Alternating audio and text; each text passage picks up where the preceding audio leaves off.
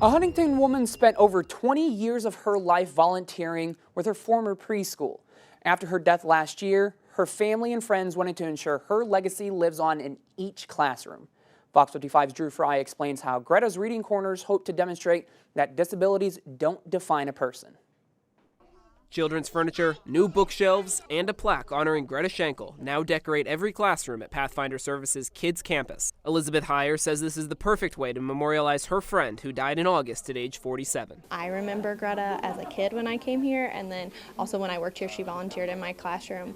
So she's just a special person for us, and so for every single room to have an area dedicated to her is really exciting and special for us. Greta's parents, Sally and Kent, met with students today at their daughter's former preschool, where they say she was a professional volunteer. She volunteered here for 20-some years, and she loved it, and they loved having her, and you would go out into the community with her, and other children or adults would say, "Oh, hi, Greta." Pathfinder's president Danielle Tipp says Greta truly was an inspiration to all, especially the disabled community. Greta had Down syndrome. Greta didn't let her disability define her. She was still Greta, first and foremost, and she didn't let that hold her back. After Greta's death, Pathfinder saw a flood of donations from people who all felt inspired by Greta's life. She actually was, in some respect, a teacher.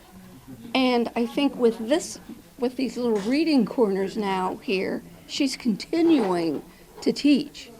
Even though she's not physically here, she is still teaching people. Sally also gave the school copies of the children's book she wrote about Greta's life. So she would love this. She's absolutely love this. Yep, she's still around. In Huntington, I'm Drew Fry, Fox 55 News. Greta's parents say they're still hearing new stories of the ways Greta has impacted the lives of others throughout the community.